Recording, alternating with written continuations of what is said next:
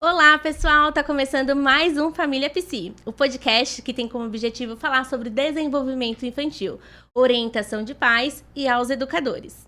O meu nome é Agnes, eu sou psicóloga e para tocar esse projeto junto comigo, eu conto com uma grande amiga e também psicóloga infantil, a Larissa. Tudo bem, Larissa? Boa tarde, tudo. E você? Bem, Larissa, hoje o nosso tema ele é bem polêmico.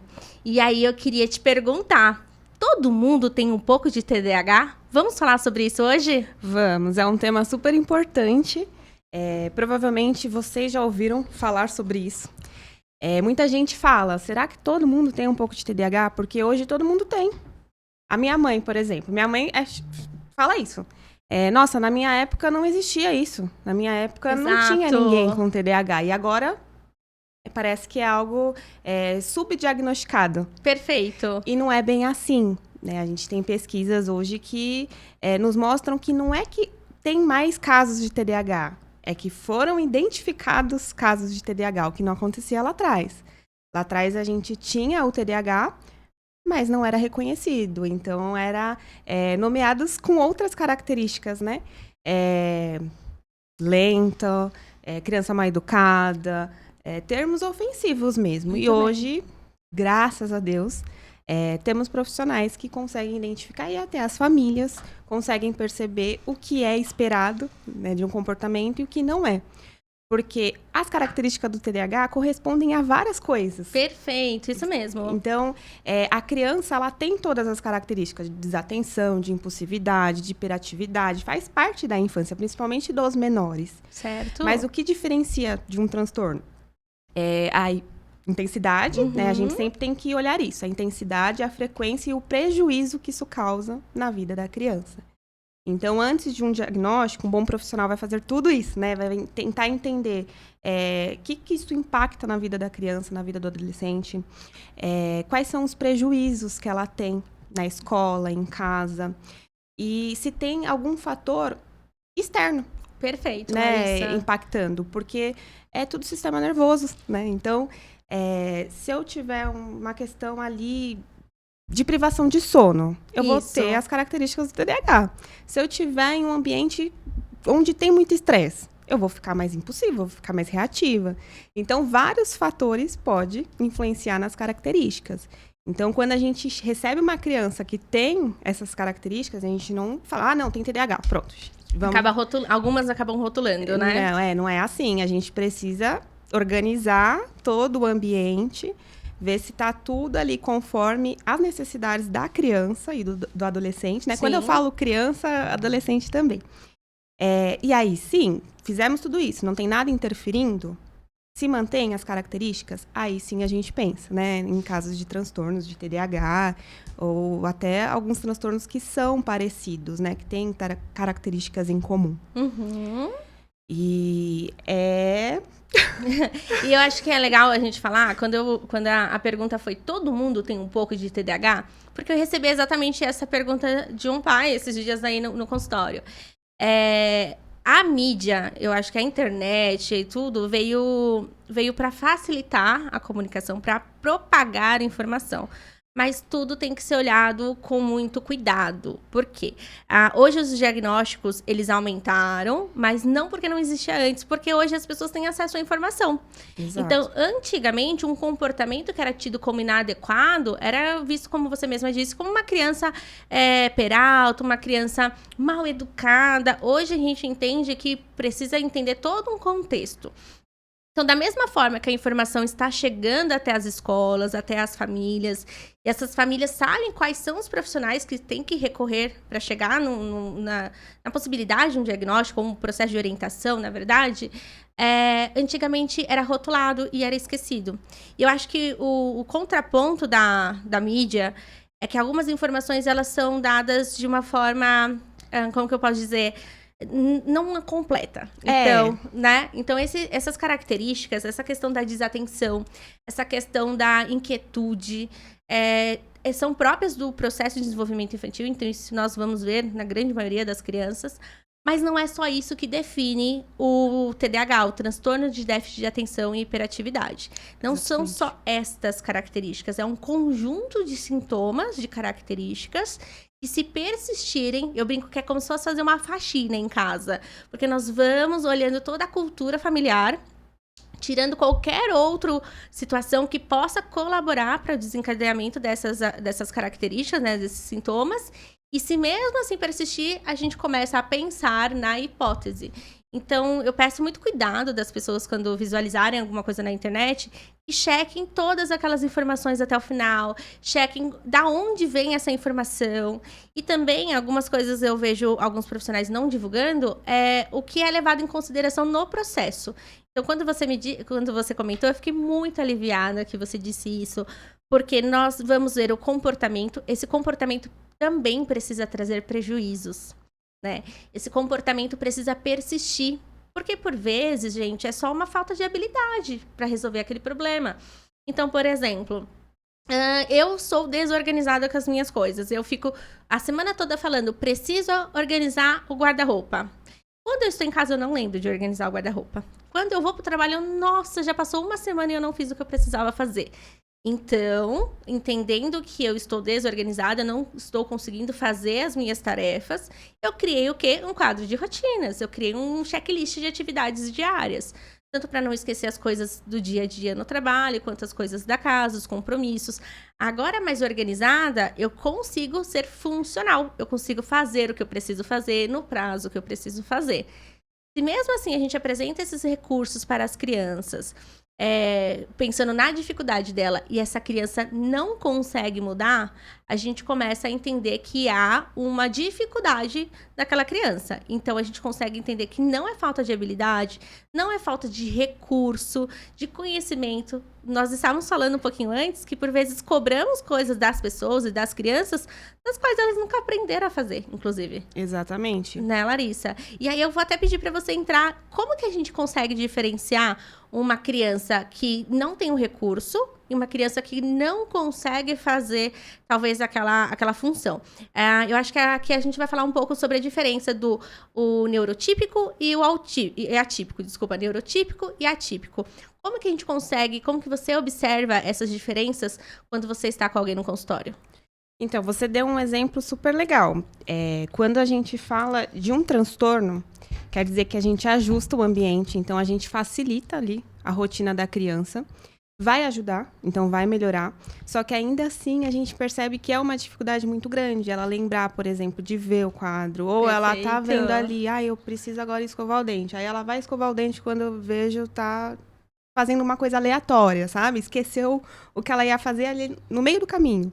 Então, a gente percebe que ajuda, inclusive, recomendamos, né? Certo. Mas ainda é algo disfuncional. Então, para uma criança que já tem ali o que ela precisa fazer, que já tem algo visual, que já incentivamos por um tempo, já foi estimulada e a criança ainda continua, a gente percebe que é algo que talvez seja funcional. E no consultório, não sei como que você faz, mas a criança que tem o TDAH, depois de um tempo, né? Por exemplo, explico aqui a instrução de um jogo hoje. Na semana que vem, principalmente as que são mais desatentas, que predominam essas características. Na semana seguinte, ela vai me perguntar novamente qual que é a instrução desse jogo. Ela pode até lembrar, sabe? Ter nuances. Mas ela vai perguntar como que faz. Na semana seguinte, isso vai acontecer de novo. Então, isso acontece várias vezes. É normal a criança ter esse comportamento? Depende da fase. Então, Exato. Por isso que a gente precisa dominar as fases da criança, entender o que está dentro, o que não está, para a gente entender se é funcional ou não. Se é só uma questão de estimulação mesmo, ou se é algo a mais. Perfeito. É um pouco perceptível a criança que é mais impulsiva. Então, a gente está falando ali... crianças são impulsivas, independente da idade, mas principalmente os menores, eles são impulsivos. Mas a gente vê as crianças com TDAH maiores, então 6, 7 anos, que já têm um senso de que precisam esperar, por exemplo, o outro falar para começar a falar também. E eles não conseguem, por mais que os adultos fiquem o tempo todo. Para, você está me interrompendo, espera. Eles não conseguem. Dá 5 minutos, eles estão interrompendo de novo. Eles não conseguem ter esse autocontrole. É orgânico, né? Exatamente. É uma das principais dificuldades na pessoa com TDAH. É o autocontrole. Então, a gente fala muito sobre hiperatividade, sobre desatenção, sobre impulsividade, que são os critérios. Mas não é só isso. Envolve várias questões que acabam dificultando o processo, né? Da pessoa que tem o TDAH. Então, até você comentou das mídias, é legal o acesso que a gente tem. Então, hoje a gente tem rede social, a gente tem podcast, a gente tem um monte de recursos para aprender mesmo, né? Para entender sobre tudo. Isso. Então, isso é muito bacana. Mas nada substitui o acompanhamento individual. Então, isso é pra gente saber o que é. Inclusive, o podcast, a gente tem esse intuito. Exatamente. Mas não quer dizer que você, pai, mãe, que tá me ouvindo aqui, vai ouvir só o podcast e tá bom, tá tudo certo pro meu filho. É algo complementar. Exato. Então, isso precisa ficar muito claro, porque nem tudo é TDAH. Exatamente. E eu vou entrar um pouquinho dessa questão também que você disse, dos fatores externos que podem colaborar com as características. Quando a gente fala do TDAH, é muito... Na verdade, falando sobre o atípico e neurotípico, eu tenho uma percepção muito grande. Quando os pais chegam no consultório, por vezes eles falam... Ele é inadequado, meu filho, ele não sabe esperar, meu filho, ele não me respeita, ele não entende o conceito do respeito, porque eu estou falando, ele não pede licença, ele não aguarda a vez, ele faz as coisas de uma forma impulsiva porque não pensa no próximo. Então, os pais enxergam algumas características muito, como que eu posso dizer... responsabilizando a criança como se fosse que ela tivesse consciência do que ela está fazendo. E não que não esteja, mas eu acho que é importante dizer que, a partir do momento que a gente entende uma certa dificuldade, nós colocamos recursos para trabalhar, para ensinar, para organizar e para ajudar a criança, e mesmo assim ela continua com aquele comportamento, a gente tem que parar para observar. Por quê? Aquele comportamento que é classificado como incorreto, inadequado, ele gera consequências, ele gera punições. Então, aquela criança que interrompe constantemente o professor na sala de aula, com certeza, em algum momento, um amiguinho vai... lá vai ele de novo. As crianças começam a excluir, as crianças começam a julgar, fazer piadas. Então, assim, os pais punem também, né? Existe a punição também. Então, aquela criança, ela é punida. E mesmo assim, ela continua com aquele comportamento.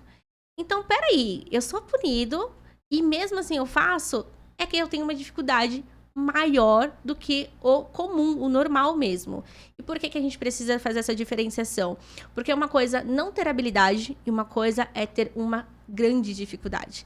E eu acho que isso que diferencia o atípico e o neurotípico, o transtorno de um sintoma simplesmente. Então, tem uma característica, tem uma dificuldade, não tenho recurso, aprendo e desenvolvo.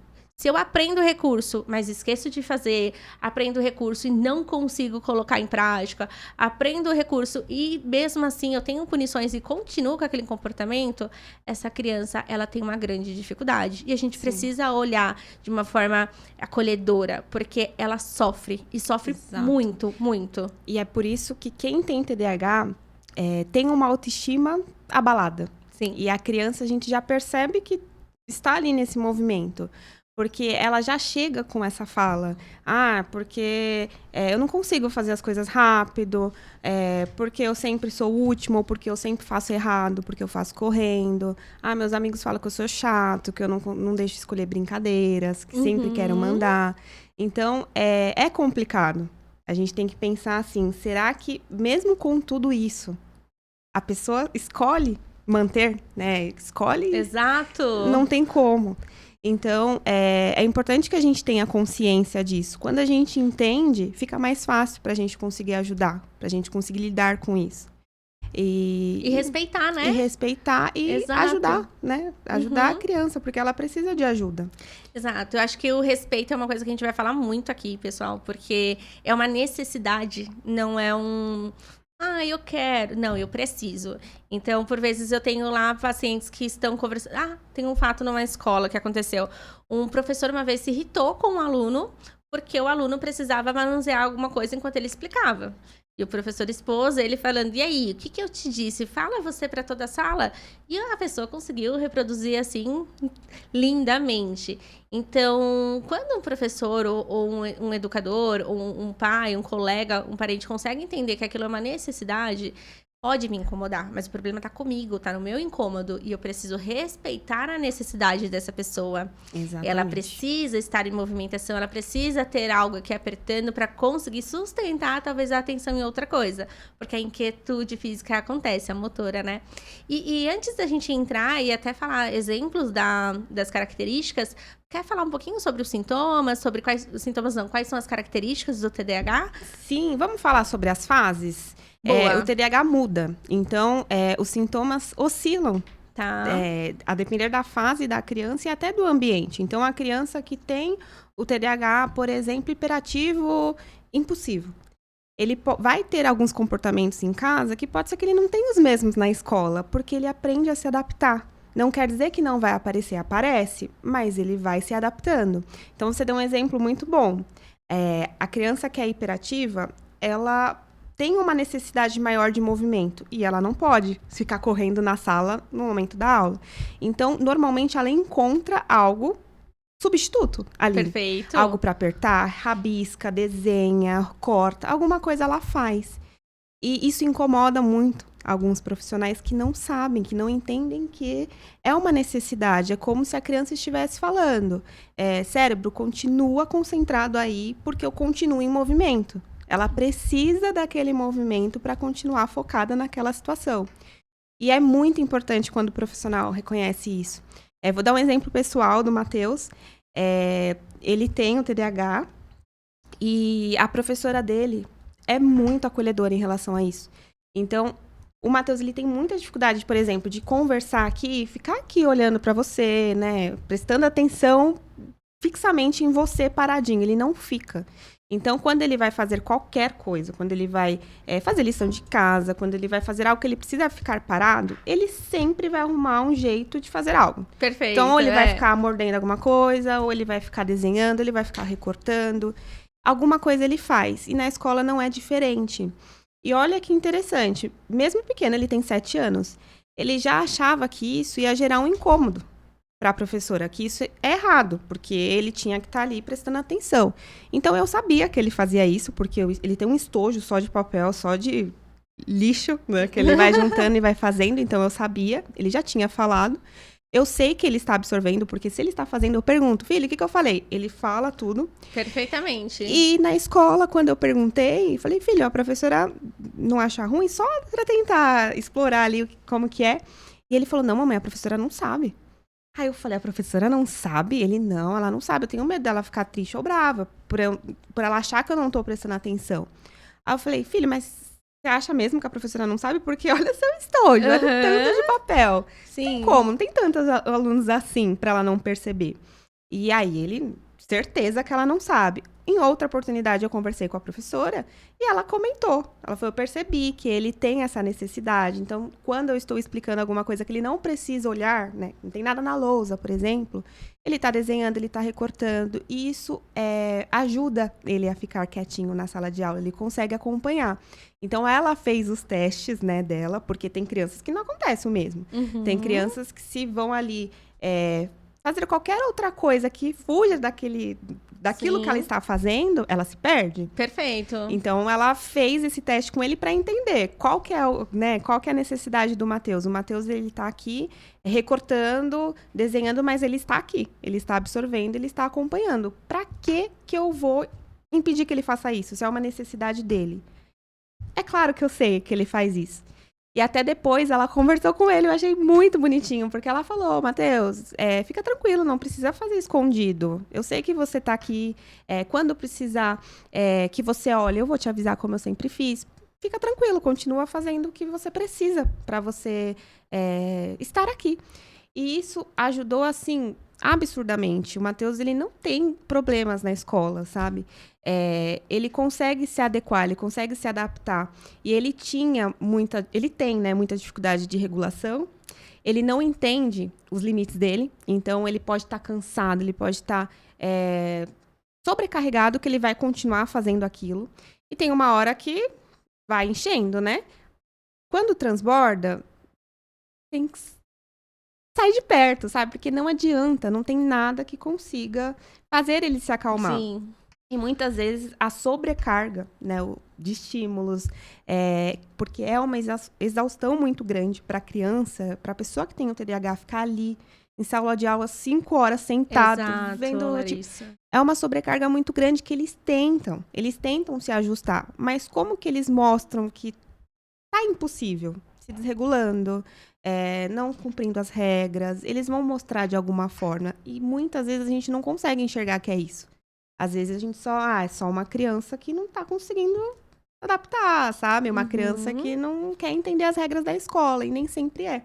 Às vezes é só uma criança falando ali que precisa de uma pausa, que precisa se movimentar um pouco mais, que precisa de uma instrução mais clara. Sim. Então, é muito legal esse olhar que o profissional tem. A professora dele teve isso com ele e não foi por orientação minha, ela viu, sabe? Não precisei levar laudo lá, não precisei provar, ele tem TDAH mesmo aqui. Ela viu. A gente não precisa de um laudo, a gente não precisa de um relatório do médico falando que a criança tem tal dificuldade. A gente está vendo diariamente ali. Por que a gente não facilita? Não vai funcionar tudo. Tudo para todo mundo, sabe? Exato. Então, isso que é importante a gente mencionar. Vamos falar um pouquinho das fases, senão eu me Sim, enrolo. eu só queria fazer uma observação. Eu fiquei impressionada com a história, porque olha o esforço que ele fazia para ele conseguir mexer nos papéis, nos recursos que ele tinha, e o medo do julgamento. Então, olha como que é manejar tudo isso. Eu vou usar os meus recursos, mas assim, de uma forma da qual ela não veja, da qual eu não seja punido, porque pode haver punições, ou da qual ela não me interprete mal, porque eu não quero magoá-la. Então, tudo isso para mim conseguir, talvez, ficar centrado aqui, prestando atenção como a maioria está executando agora, né? Então, tentando se enquadrar ali numa coisa que não existe um padrão, na verdade. Eu acho que existe fase de desenvolvimento, tem coisas que é esperado, outras nem tanto. Mas a gente precisa olhar caso a caso também, ter essa questão de individualidade, né? Exato. E quando você fala sobre fases, você vai falar um pouquinho sobre o que é esperado ou quais são as características mais evidentes em cada faixa etária, é isso? Sim, o que você acha da gente falar como que é na fase pré-escolar? Boa. Né, dos menorzinhos, como que é da fase escolar, porque muda bastante. Então, o TDAH, o diagnóstico a gente não faz numa fase pré-escolar, ali quando a criança tem até 3, 4 anos. Não quer dizer que ela não tem um TDAH. As características sempre estiveram ali evidentes, sempre apareceram.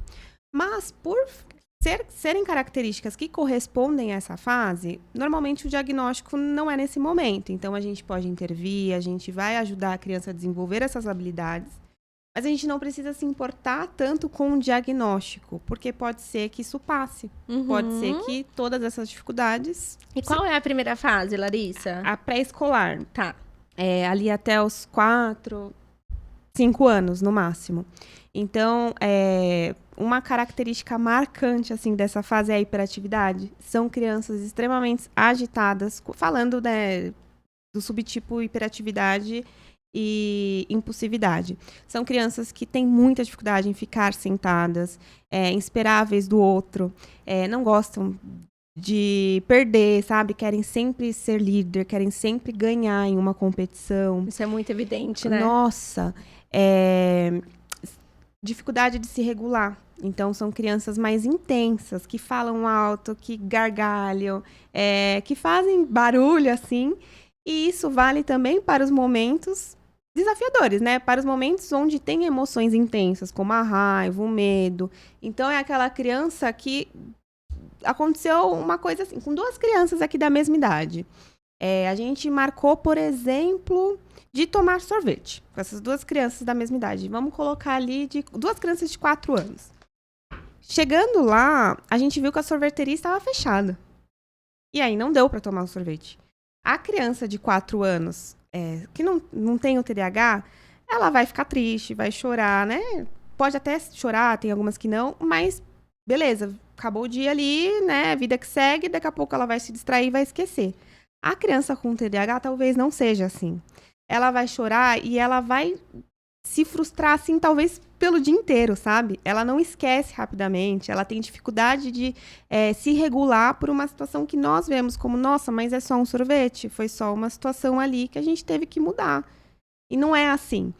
Então, a gente percebe que é uma criança mais intensa, que tem uma dificuldade muito maior de se controlar. Controlar seus comportamentos, controlar os seus impulsos. Na fase pré-escolar, a gente recebe muitas demandas de crianças que estão em dificuldade em seguir regras na escola. Então, é aquela criança que todo tempo fica discutindo com o professor, que fica discutindo com os amigos, que acaba sendo impulsivo de uma maneira agressiva. Então, num momento de raiva, acaba batendo. A gente percebe que um comportamento impulsivo, né? Reativo. Não é elaborado. Não, eu vou bater no meu amigo porque ele me irritou. Vou ali fazer uma vingança porque ele fez isso comigo. Não, é na hora. Então, na hora a criança faz, depois que ela faz, ela pensa, meu Deus, o que eu fiz? E se arrepende, vem a culpa e vem todo o resto que a gente estava comentando. Então, a fase pré-escolar são essas características que são mais perceptíveis, evidente, né? Sim. Não que as outras também não aparecem, mas a criança que tem características mais da desatenção não chega normalmente nesse momento, na fase pré-escolar. Ela chega mais lá na frente. Então, os que chegam são esses que não passam despercebidos. Pelo menos lá, para mim, são sempre os que estão fazendo barulho de alguma forma, sabe? Eles estão ficam, dando de trabalho. fato, em destaque, né? Porque eles acabam destoando nesse momento, né? Exatamente. Então, esses chegam. E essas são as características mais marcantes. Esqueci de alguma coisa? Não, depois eu vou querer comentar sobre os sintomas, mas eu acho que você pode passar as fases e depois a gente foca nos sintomas. A gente entra um por um, dando um pouquinho de exemplos, pode ser? Pode ser. Na fase escolar, então é ali a partir dos 6 anos, 7 anos. Aí já fica evidente outras características a mais. Então, a gente já percebe ali, o professor, por exemplo, já percebe a dificuldade da criança em manter a atenção por um tempo um pouco maior. Então, a criança ali nessa fase já consegue sustentar a atenção por uns 50 minutos, por uns 40. Mas a criança com TDAH, não. 10 minutinhos ela já está ali no mundo da lua. Ela se perde no meio dos objetos, ela se distrai com qualquer estímulo, qualquer barulho. Então, ela não consegue regular a atenção dela para aquilo que é importante. Qualquer coisinha, ela já está ali distraída. Isso. Os prejuízos, né, na escola começam a aparecer nessa fase, porque os professores começam a observar. Naquela criança, ela precisa de muito incentivo para começar uma lição. A gente, né, dá uma instrução aqui, ela não começa, ela fica ali precisa perdida. De regras claras, diretivas, Exato. Né, Larissa? Às vezes a gente dá uma instrução ali de duas, como que fala? 2 etapas? Exato. A criança faz uma e esquece a outra. Tem tudo a ver, né, Larissa? Como pode? Então, é algo que já começa a aparecer nessa fase. É claro que os que são mais impulsivos e hiperativos também continuam tendo essas características. Continuam tendo a dificuldade de ficarem sentados, de esperar o professor falar e já interrompe. Continuam. Mas as características da desatenção começam a ficar mais evidentes agora. Sim. Porque antes não era tão perceptível, né? A escola era mais movimento, mais lúdico. Se a gente for pegar o processo de educação, de desenvolvimento e alfabetização, os primeiros anos eles estão muito mais voltados à atividade lúdica, né? E são atividades livres, das quais as crianças podem fazer de uma forma muito sem regra, sem estrutura, que elas possam se expressar, conhecer o processo de alfabetização, as letras, mas não de uma forma rígida. Já na fase que você está indicando, precisa de uma atenção mais direcionada, seguir, por vezes, protocolo. Eu tenho um exemplo, uma vez a professora falou do meu filho que ela disse, recortem a folha, peguem a cola que eu vou passar em cada mesa. Chegou na mesa dele, ele já tinha colado, porque ele subentendeu, ele entendeu que seria colado no caderno. Mas ela passaria mesa por mesa, ela colaria, ajudaria eles a fazerem essa atividade, mas ele não, ele fez sozinho e aí sujou tudo de cola, colou folha com folha. Então, é uma criança que se precipita, ela não não consegue seguir esse protocolo, esse passo a passo, por conta dessa dificuldade no controle de impulsos. E aí ele acaba tendo prejuízos, né? Por isso que aqui a gente consegue observar mais a dificuldade do controle de impulsos inibitórios e tudo mais, né? Exatamente. E são situações que acontecem com frequência. Então, assim, é normal, uma vez ou outra, nós adultos fazermos isso. Isso. É normal. Agora, quando a gente percebe que acontece com muita frequência, já passa ali da normalidade. São crianças que realmente estão mostrando que precisam de ajuda. Então, acho que da fase escolar falamos tudo. As que predominam a desatenção, as que têm mais dificuldades escolares. Porque não é um transtorno de aprendizagem, um TDAH. Tem muita gente que confunde isso. Mas afeta, porque para qualquer coisa que a gente faz, para qualquer tipo de aprendizado, a gente precisa controlar a nossa atenção, a gente precisa controlar nossos impulsos de, não, eu sei que aquela mosca tá fazendo um barulho e é bem legal, mas eu preciso aprender sobre isso, então eu vou voltar aqui. Não dá. A mosca acaba sendo mais interessante. Então, é algo que acaba prejudicando, porque é a criança que pode ter algum atraso ali no processo de alfabetização, porque ela não consegue se regular para acompanhar. E as crianças que têm as características da hiperatividade e impulsividade normalmente não têm essas dificuldades, porque elas, embora elas estejam ali arrumando formas de estar em movimento, elas estão absorvendo, elas estão conseguindo manter a atenção. Então, não prejudica tanto. É óbvio que não é uma regra. Somos pessoas diferentes, né? Então, com o TDAH não vai ser diferente. O TDAH ele se manifesta de formas diferentes, em pessoas diferentes e tudo mais. Mas é o que é mais comum. Tem alguma coisa mais dessa fase ou a gente pode pular pro... Podemos seguir, depois podemos seguir. A fase... Qual que eu estava? Escolar. Na adolescência. Os sintomas da adolescência. Nessa fase, a impulsividade, a hiperatividade é mais uma inquietação. Então, é aquela... Igual adulto, sabe? Que tá sempre mexendo no cabelo, tá toda hora mudando de posição na cadeira. Parece que tem uma formiguinha ali. Os que são mais hiperativos e impulsivos. Então, é aquele adolescente que tem mais chances de ter atitudes impulsivas. Na adolescência é normal a gente passar por essa transição. Então, não quer dizer que os adolescentes não são impulsivos por si só. Mas a gente já tem algumas pesquisas que mostram que adolescentes com TDAH têm 40% a mais de chances de se envolver com substâncias nessa fase. Então, álcool, drogas... nicotina, porque não tem o controle. Eles pensam ali, fulano tá fazendo, deve ser legal, pô, quando eu já fez. Então, na adolescência, é uma característica comum? Mas a gente sabe que no TDAH é tudo mais intenso, então é tudo mais exagerado. Uma característica que é comum também é a desorganização. Então, os pais se frustram muito com isso, porque eles chegam falando... Ele já tem 16 anos e o quarto dele é todo bagunçado. Ele larga roupa suja jogada. Por mais que eu coloque ali, ele continue fazendo. Então, eles são extremamente desorganizados. Eles têm dificuldade com o tempo. Isso é muito comum, né, Larissa? Exato. Que é algo que também incomoda os pais, porque tem ali um compromisso com o horário... E aí, o adolescente demora muito para fazer isso, para conseguir cumprir com aquele horário. Então, essas são dificuldades que começam a aparecer mais na fase da adolescência. Na adolescência também tem muito indício de acidentes, né? Eles sempre estão envolvidos, sempre não, grande maioria se envolvem em acidentes por conta dessa imprudência. Eu gosto de falar bastante lá com os pais... a necessidade do querer é tão alta que eu preciso fazer. Não existe o processo de racionalização, entender a viabilidade, as consequências daquela ação. Então, é uma busca por prazer constante.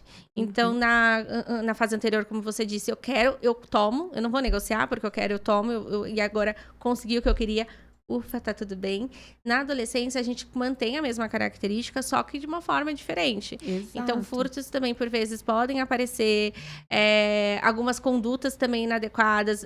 Até manipulação do meio para que eles tenham o que eles querem. Também isso acontece. Sim, e principalmente falando do TDAH não tratado. Então, Exato. se é um TDAH que não foi tratado, que não foi identificado, na adolescência, a chance de já não ter desenvolvido ali alguma comorbidade é muito pequena. Uhum. Porque é algo orgânico. Uhum. Então, olha quantos anos da vida o adolescente passou ali tentando se adequar com todas as dificuldades que ele tem, que é neurobiológica, que a gente vai Exato. falar no próximo tema. Isso. Como que funciona o cérebro. Então, são adolescentes que podem já ter desenvolvido depressão, transtorno de ansiedade, transtorno de conduta. Perfeito. E acontece mesmo. Eu gosto bastante de falar que a psicoterapia ela vem como uma forma preventiva e por muitas vezes vem a psicoterapia pensando já no transtorno. Mas se é um comportamento tido como inadequado antes, por que não buscar psicoterapia para tratamento, prevenção, orientação e tudo mais? Exato. Que poderiam evitar essas outras comorbidades depois, né? Uma coisa da adolescência que eu vejo que é muito comum, Larissa, é o desleixo, fazer as coisas desleixadas. Então, não tem carinho, não tem cuidado com o seu material escolar, não tem um cuidado com as roupas ou com os objetos em casa. E aquela questão de iniciar tarefas e não dar continuidade, desistir. Então, entrou em um curso e parou, entrou no balé, parou, fez o curso e vai encerrando. Quero muito, talvez eu nem entenda o que aquilo faz, uma pessoa me contou, eu logo tive um interesse, me inscrevo num curso e depois eu entendo que não é bem assim. Então, a busca por prazer imediato, eles acontecem bastante, que é essa impulsividade. Exato. Depois que se inscreveu, que pagou todo o material por vezes, o adolescente fala, não é o que eu queria, não é o que eu imaginava. Então, isso acontece com muita frequência e é tido, às vezes, como desinteresse, né? Exatamente. E isso acontece com os adultos com TDAH também. De quererem fazer 500 mil coisas ao mesmo tempo e não terminarem nenhuma. É a mesma coisa, porque a pessoa ela não consegue controlar o impulso, sabe? Isso. Não, vamos colocar aqui quais são os prós, quais são os contras. Será que eu gosto mesmo disso? Não, eu já pensei, passou aqui na minha cabeça que eu quero fazer isso, eu já vou lá e faço. Então, é uma dificuldade muito grande. A gente tem um índice maior aí de pessoas que acabam desistindo da escola ou até de uma graduação, que acabam reprovando. Então, por mais que não seja um transtorno de aprendizagem, a gente tem muitos prejuízos acadêmicos falando do TDAH. E dificilmente ele vem sozinho. Então, é comum a criança ter algum outro tipo de transtorno, mas não é o caso, senão a gente se estende. Vamos para o próximo? Vamos falar um pouquinho como que funciona o cérebro do TDAH? Sim. Pensando na questão de estrutura, Larissa, o que você preparou? Do cérebro? Então, acho que a gente pode falar um pouquinho como que funciona, assim, qual que são as diferenças do cérebro TDAH e um cérebro que não tem TDAH. Perfeito. Uma coisa que explica muito dos comportamentos é a questão da estrutura mesmo. Quando nós conseguimos fazer pesquisas, as pesquisas já mostram que existe uma questão da maturação do cérebro. Então, a parte pré-frontal da nossa cabeça, ela fica logo atrás da nossa testa. Eu costumo dizer que a parte é como se fosse o CEO da nossa cabeça. Então, o CEO, ele gerencia várias outras funções. E esse CEO, ele tem uma coisa que é um baixo componente químico, que é a dopamina. Então, é cientificamente comprovado que a pessoa com TDAH, ela produz menos dopamina do que outras pessoas. Então, se manter engajado em uma tarefa se torna difícil, porque a dopamina, ela não existe, não é produzida de uma forma orgânica.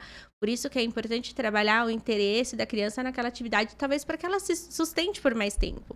A questão da impulsividade aqui também é justificado, porque se não tem...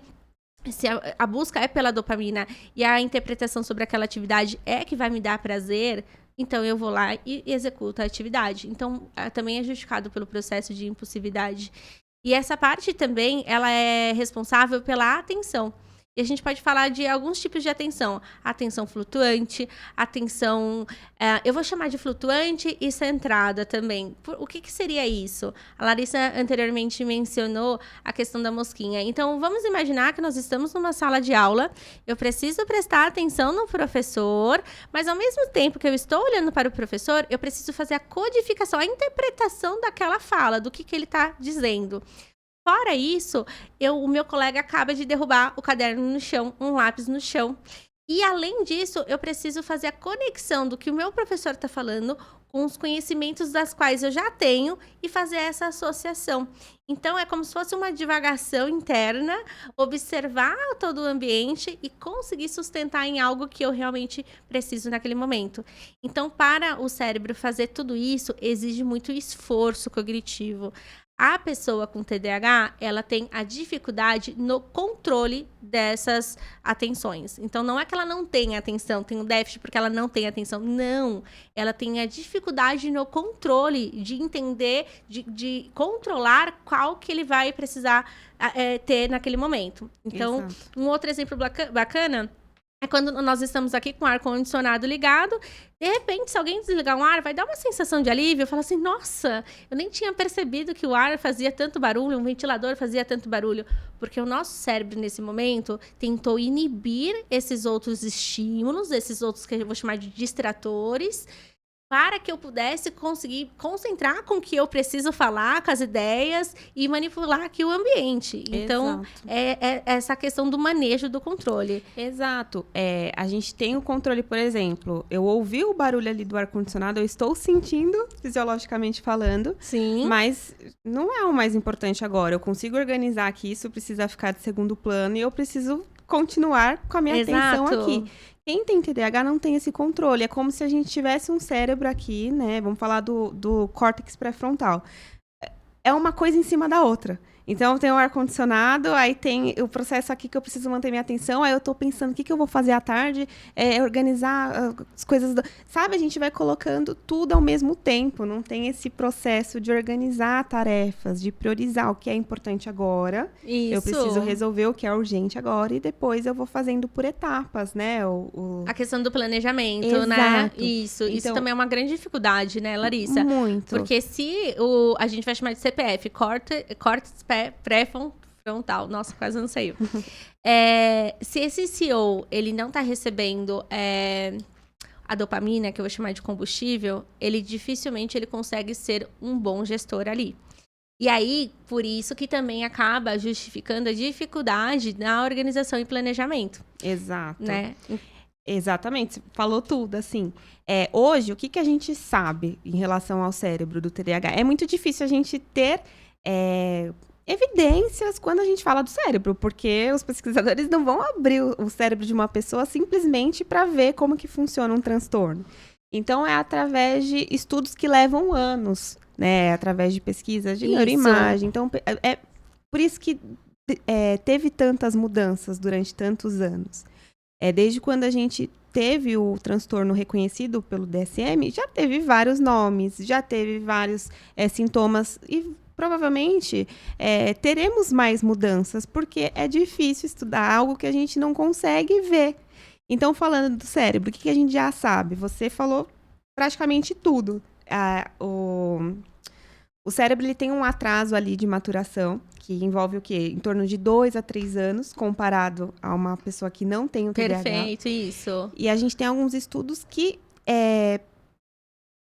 define que mais ou menos se equipara quando a pessoa chega ali com 30 anos. Então, com 30 anos, o meu cérebro se equipara ao cérebro de uma pessoa que não tem o TDAH. Então, pensa que é um atraso significativo. A criança que tem ali 7 anos, ela vai agir como se ela tivesse 5. E nem sempre ela vai ser aceita por isso, porque as crianças com 7 anos já estão mais maduras, no sentido de eu já sei esperar minha vez, eu já entendo que às vezes eu vou escolher uma brincadeira e outras não. Exato. E a criança com TDAH pode ser que ainda não, porque ela é imatura. Ela ainda tem alguns comportamentos que não correspondem mais à fase que ela está. E não só falando dessa idade, mas para todo o resto, porque a gente tem um cérebro ali que demora um tempo maior para se desenvolver, para se amadurecer. Então, essa é a principal característica Um ponto que você falou, que é muito importante, que é a questão da dopamina. O cérebro com TDAH tem um menor fluxo sanguíneo. Então, por mais que a gente pense ao contrário, a pessoa com TDAH normalmente é agitada, hiperativa, não consegue parar, o cérebro é ao contrário. O cérebro é menos ativo. Então, a gente tem um fluxo menor de sangue e menos conexões de neurotransmissores. Então, é como se fosse... os neurotransmissores têm a função de passar informação. Fazer conexões entre ideias e montar toda uma cadeia para que a gente possa estruturar exatamente uma proposta, né? E quem tem TDAH tem um déficit nessas conexões que envolve a dopamina. Sim. Então, a dopamina não chega da maneira, não vou falar correta, mas não chega da mesma maneira. É como se estivesse chegando ali no caminho e ela desviasse. Exato. Fosse para outro caminho. Então, acontece o que você comentou. A dopamina é diferente para quem tem TDAH. Quando a gente vai amadurecendo, a gente entende que a escola pode ser chata. Infelizmente, eu vou ficar um tempo ali sentada, mas que é a vida, todo mundo passa por isso. Sim. Quando eu tenho TDAH, eu não consigo. Eu tenho que aumentar minha dopamina aqui para fazer uma tarefa chata, para aumentar minha concentração, e não tem como eu fazer isso, porque é algo neurobiológico. Exato. Então, é por isso que as pessoas com TDAH são nomeadas muitas vezes como relaxadas, como desinteressadas, porque parece mesmo, mas é algo orgânico. Eu não consigo repor aqui a minha dopamina para fazer uma tarefa chata. Eu não consigo esperar uma coisa que eu quero para agora, sabe? Exato. E por isso que a gente tem que, nessas tarefas que exigem um grande esforço cognitivo, a gente precisa explicar para elas a intenção e onde que isso vai chegar, para que elas consigam administrar a intenção daquela tarefa, a consequência daquela tarefa e talvez conseguir se sustentar na atenção e prolongando uma tarefa que leva muito tempo. Acho que, do contrário, também é legal falar que tem o hiperfoco, né? O TDAH é muito controverso, porque a gente está falando déficit de atenção, não consegue sustentar a atenção numa tarefa, mas como se meu filho fica por horas jogando videogame? Como Exato. se quando ele está desenhando, por vezes ele fica horas ali desenhando, porque aquela atividade libera dopamina, aquela atividade gera um prazer extremo. E como o controle dele é de gerenciar a atenção, por muitas vezes você vai falar e ele nem vai ouvir.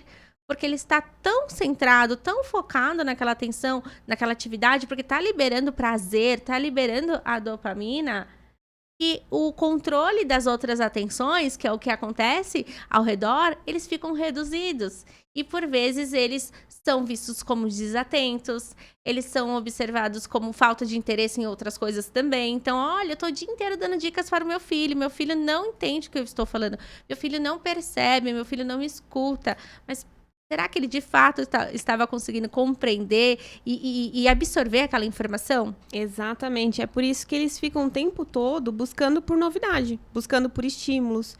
A pessoa com TDAH é mais propícia a vícios. Por quê? Sim. Porque eu preciso repor minha dopamina. Então, eu fico aqui tentando, de qualquer forma, buscar prazer imediato. Repor o que eu tenho recebido aqui em menor quantidade. Então, são crianças que querem ficar só no celular, que querem ficar só jogando videogame, que querem fazer só coisas que satisfaz, né? Exato. E aí é muito difícil depois a gente querer mudar essa tarefa. Interromper agora e falar assim, olha, desliga o videogame que chegou a hora de fazer a lição de casa.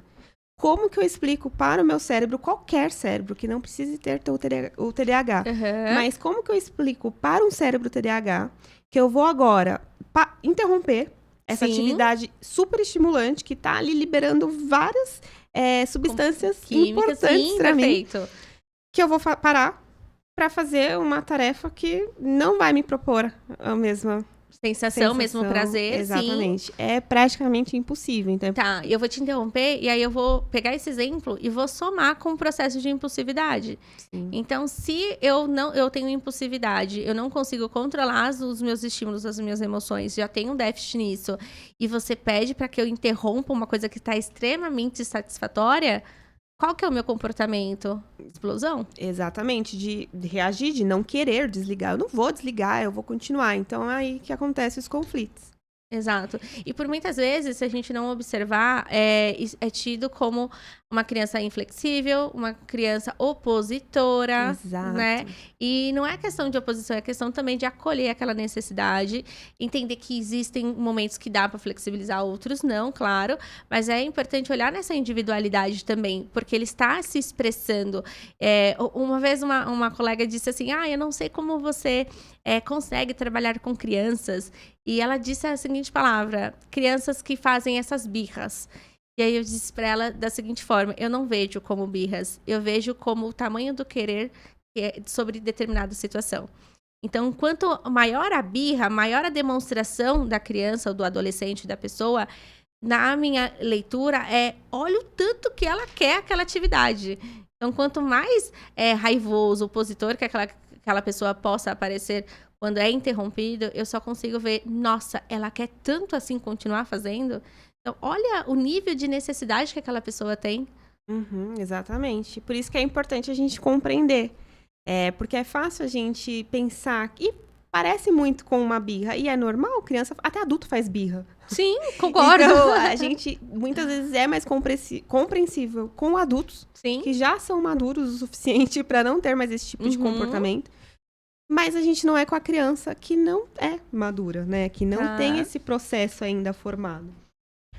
Falando do TDAH, a gente... Voltando só, acho que a gente falou quase tudo. Acho que não dá, né? Não dá pra falar sobre o restante. A gente vai ter que falar em outro momento. A gente pode finalizar, então... Vamos falar sobre as características, os sintomas?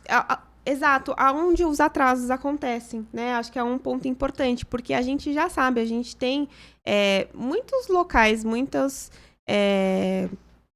profissionais que já focam bastante nessa questão que a gente já mencionou da hiperatividade, da desatenção. Isso qualquer pessoa pode jogar lá no Google, critérios diagnósticos para o TDAH. Vai colocar todas as informações, né? Todos os critérios diagnósticos para o TDAH. Mas tem algo a mais, que foi o que você comentou no início, que envolve outras funções do córtex pré-frontal. Então, são funções que a gente chama de funções executivas.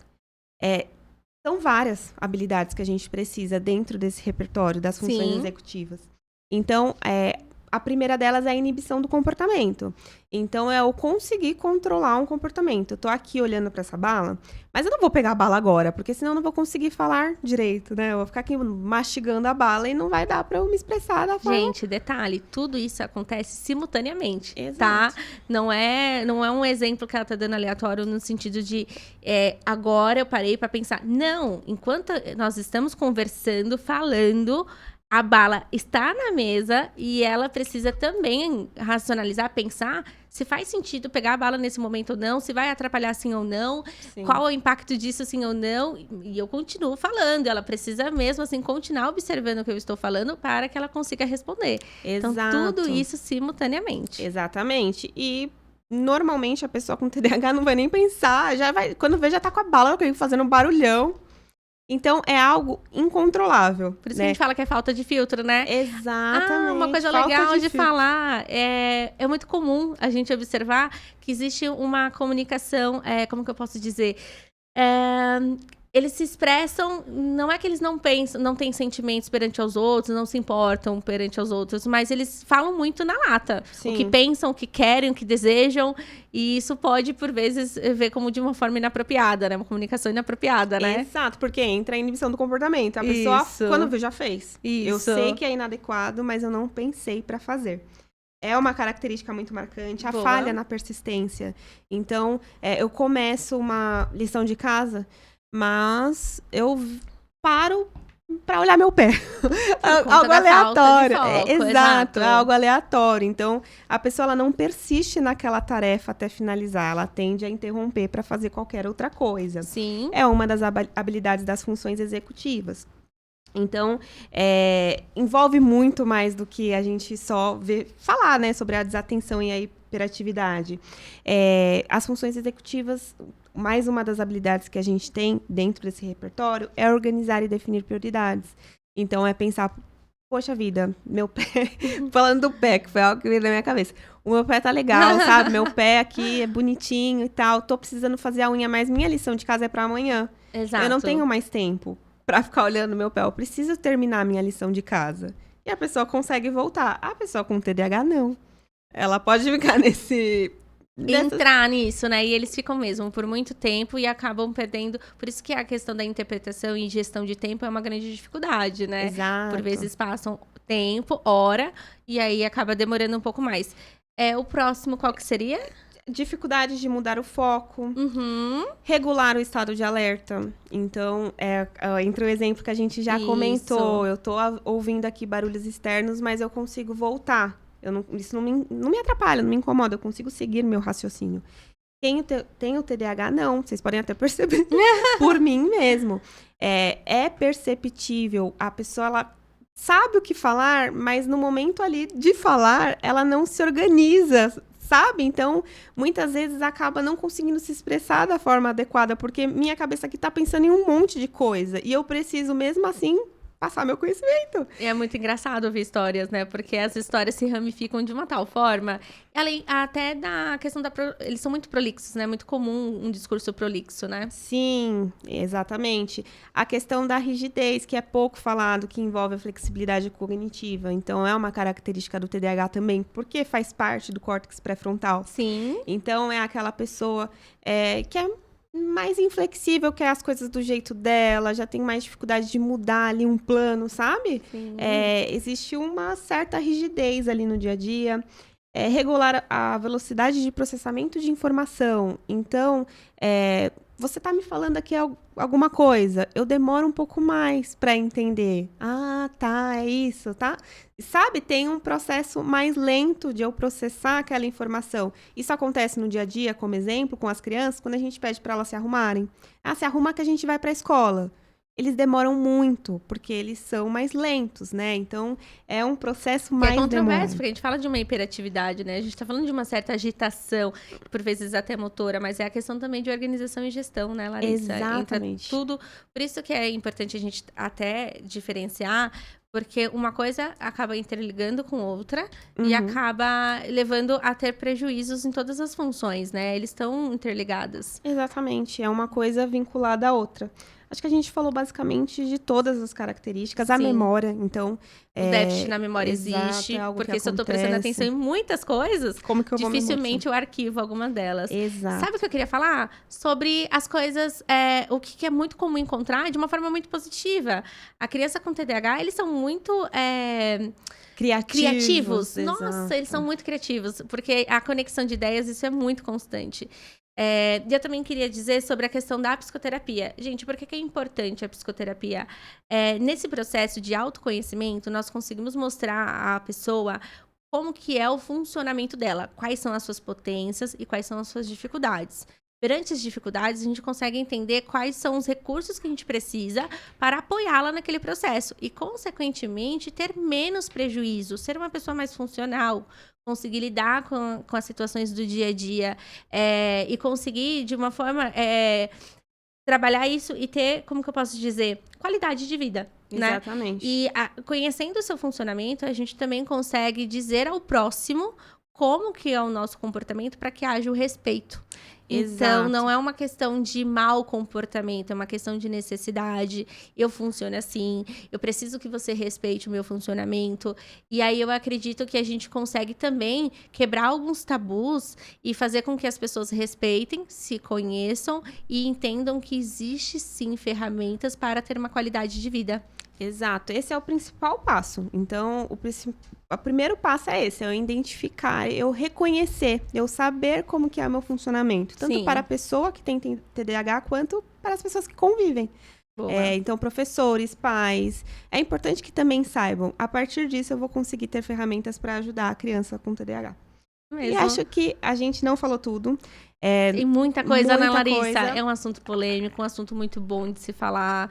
Tem muita informação que a gente precisa abordar, mas a gente vai trazer aqui de uma forma mais segmentada nos próximos encontros, né? Vou aproveitar e pedir pro pessoal de casa, se vocês tiverem dúvidas sobre como que funciona o processo diagnóstico, as características, o tratamento, como identificar, comentem aqui. Porque assim a gente consegue também trazer mais materiais para vocês de uma forma mais personalizada também. Sim, é isso. A gente vai falar nos próximos, né? Só para dar um spoiler aqui. O que ajuda a reduzir os sintomas de TDAH. Boa. Então, por mais que seja dificultoso o dia a dia, não é o fim do mundo.